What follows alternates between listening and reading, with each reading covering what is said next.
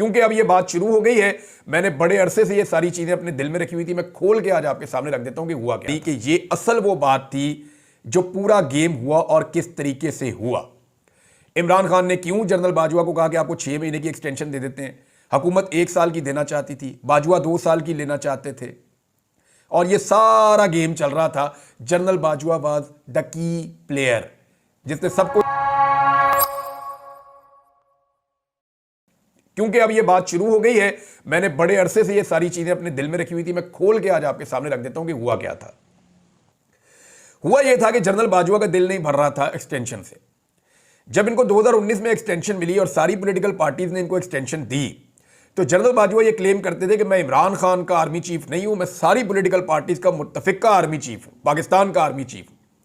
इसीलिए वो पार्लियामेंट के जरिए से सारा करवाया गया था, और लाहौर में और दीगर जगहों पे जश्न भी मनाया गया कि जनरल बाजवा को एक्सटेंशन मिल गई। अब जनरल बाजवा को एक एक्सटेंशन और चाहिए थी, और वो एक एक्सटेंशन के लिए पर तोल रहे थे। 2021 में उन्होंने चेक करना शुरू किया कि 2022 में क्या इमरान खान मुझे एक और एक्सटेंशन देगा।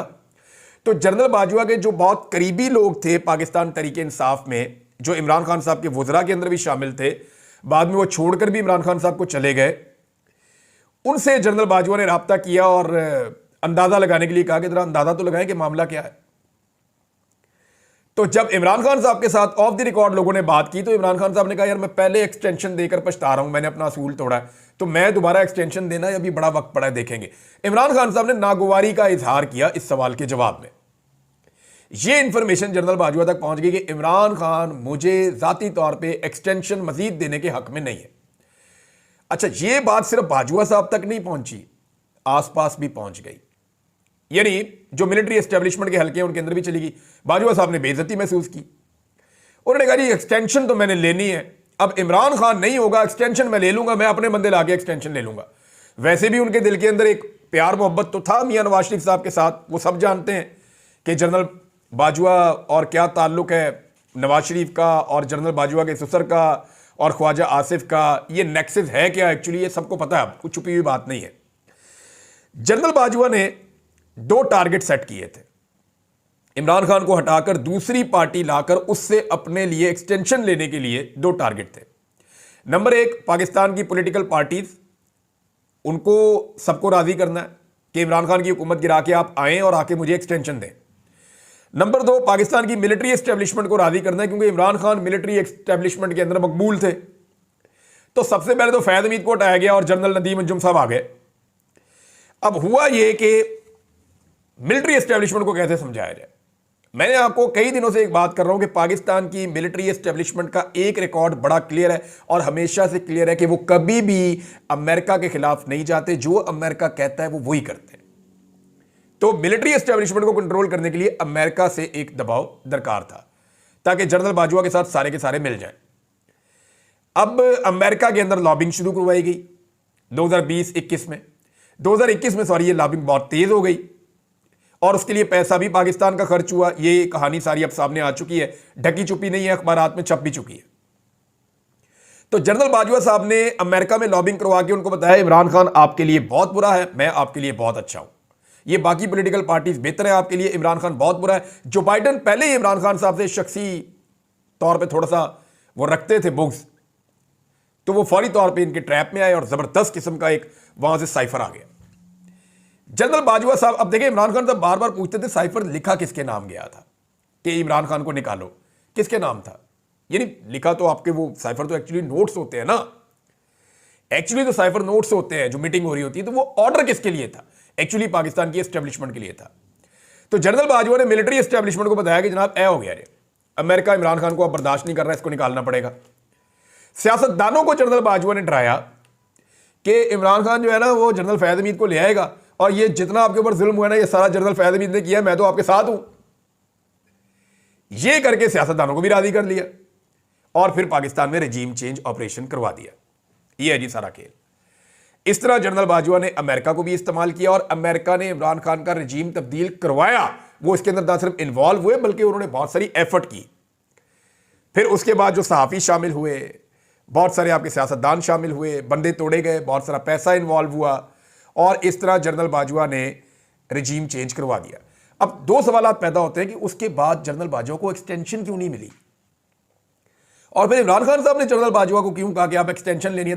एक्चुअली इमरान खान को पता चल गया कि ये एक्सटेंशन के लिए कर रहे हैं, तो उन्होंने कहा यार एक्सटेंशन लेनी मेरे को लल्ला है, ये ना करो जनरल बाजवा साहब, मुल्क की इकॉनमी तबाह हो जाएगी जो अब तक तबाह है। इमरान खान ने दुरुस्त कहा था कि अगर आप अभी छेड़ेंगे हुकूमत को, हमारी पॉलिसीज खराब हो जाएंगी, लोग इन पे एतबार नहीं करेंगे, मुल्क की इकॉनमी बढ़ जाएगी, और वो बढ़ गई।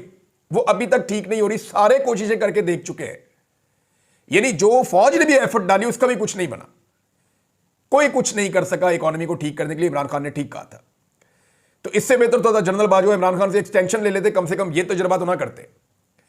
अब हुआ यह कि दूसरा सवाल यह कि बाजवा साहब को एक्सटेंशन क्यों नहीं मिली, उसकी दो चीजें हुई थी। अब मैं आपके सामने वो फैक्ट रखने लगा हूं जो मुझे थोड़े दिन पहले पता चले थे। हुआ यह कि जनरल बाजवा ने एक्सटेंशन लेने के लिए मौजूदा हुकूमत के ऊपर दबाव डाला, जिसकी गवाही इरफान सदीकी ने और नून लीग के कई लोगों ने दे दी है कि बाजवा साहब कहते थे एक्सटेंशन दो 2 साल की मुझे मजीद, लेकिन हुकूमत उन्हें कहती थी हम आपको 1 साल की एक्सटेंशन देंगे, 2 साल की नहीं देंगे। हुकूमत यह चाहती थी कि फैज हमीद समेत बहुत सारे जर्नैल रिटायर हो जाएं, जनरल बाजवा कंटिन्यू कर लें, 2023 में नए आने वाले बंदों में से हम एक बंदा चुन के अपना आर्मी चीफ लगा लेंगे, हमें सुकून हो जाएगा। लेकिन जनरल बाजवा 2 साल की एक्सटेंशन मांग रहे थे, इस पे झगड़ा हो रहा था। जनरल बाजवा ने मार्शल लॉ की धमकी भी लगाई कि मैं मार्शल लॉ लगा दूंगा अगर आपने मुझे एक्सटेंशन ना दी तो। उन्होंने कहा हुकूमत ने कि इमरान खान जीने नहीं देगा अगर आपको हमने एक्सटेंशन दी, हमारी तो सियासत बढ़ जाएगी, सारी अवाम आपके खिलाफ हुई है, हमें तो बूट पॉलिश के दाने मिल रहे हैं। तो फिर जनरल बाजवा ने क्या किया कि पंजाब के अंदर फ्री एंड फेयर इलेक्शन करवा दिया। वो जो 20 सीटों पे इलेक्शन हुआ था 17 जुलाई 2022 को, और उस बुनियाद पे इमरान खान साहब से मुलाकात करके कहा कि देखें मैंने फ्री एंड फेयर इलेक्शन करवाया, मैं बिल्कुल ऐसा free and fair election Pakistan में करवाना चाहता हूं, लेकिन ये इलेक्शन अभी नहीं हो सकता, उसके लिए मुझे एक एक्सटेंशन चाहिए, चंद महीने में मैं रिटायर हो रहा हूं, आप मुझे एक एक्सटेंशन दे दें। मुझे हुकूमत 1 साल की एक्सटेंशन दे रही है आपकी मर्जी के खिलाफ, अगर आपकी मर्जी शामिल हो जाए तो मैं 2 साल की एक्सटेंशन ले सकता हूं, मैं बड़े आराम से आपको फ्री एंड फेयर इलेक्शन करवा दूंगा, खान साहब आपकी मकबूलियत है, आप जीत जाएंगे, हमारे खिलाफ आप बयानियां बनाना बंद कर दें। इमरान खान साहब नहीं माने, उन्होंने कहा, जनरल बाजवा साहब ने यह भी धमकाया कि मेरे बाद जो आएगा ना, आप लोग जो है वो कानों को हाथ लगाएंगे और मुझे भूल जाएंगे। यह जनरल बाजवा ने एक नहीं कई जगह पे कहा। अब हुआ यह कि इमरान खान साहब माने नहीं, और उन्होंने कहा जी 6 महीने बाजवा साहब आपको हम दे सकते हैं और आप इलेक्शन करवाएं और जाएं। अब 6 महीने की जब बात आई तो जनरल बाजवा को लगा कि 6 महीने की एक्सटेंशन क्या एक्सटेंशन है। अब वो हुकूमत को कह रहे हैं कि देखिए इमरान खान इतना तो मान गया है ना, उसने स्टेटमेंट तो दे दिया है, तो आप मुझे 2 साल की दे दें। हुकूमत के साथ उनकी ये मारधाड़ चल रही थी, इतने में शहीद अरशद शरीफ शहीद हो गए। यानी इसमें 2-3 चीजें ध्यान में रखिएगा। एक तो शहबाज गिल के ऊपर और आदम सवाती के ऊपर जुल्म और जबर के पहाड़ तोड़ दिए गए, लोगों को नंगा करने का सिलसिला शुरू हो गया, और यह सारा काम ISI पाकिस्तान की इंटेलिजेंस एजेंसी है उसके ऊपर इल्जाम लगता है कि वो कर रही थी। और लगातार जब ये चीजें हो रही थी तो इससे नफरत और ज्यादा बढ़ती गई जनरल बाजवा के खिलाफ। अरशद शरीफ की शहादत का डायरेक्ट इल्जाम जनरल बाजवा पे आया, और मैं आज भी समझता हूं कि जनरल बाजवा ही वजह है अरशद शरीफ की शहादत की। लेकिन मुझे यानी ये फूड फॉर थॉट है, मुझे एक बंदे ने कहा और मुझे लगा कि इस बात को ऐसे देखना भी चाहिए कि क्या अरशद शरीफ की शहादत और इमरान खान को गोलियां ना लगती तो 100% जनरल बाजवा एक्सटेंशन ले जाता। ये 2 ऐसे वाकयात हैं जिसने जनरल बाजवा को बुरी तरह हिलाकर रख दिया कि अगर इमरान खान को गोलियां ना लगती और अरशद शरीफ शहीद ना होते तो जनरल बाजवा की एक्सटेंशन के इम्कानात थे, लेकिन अरशद शरीफ की शहादत और इमरान खान को गोलियां लगने के बाद वो खत्म हो गए अक्टूबर में, और उसके बाद नवंबर में नए आर्मी चीफ आ गए।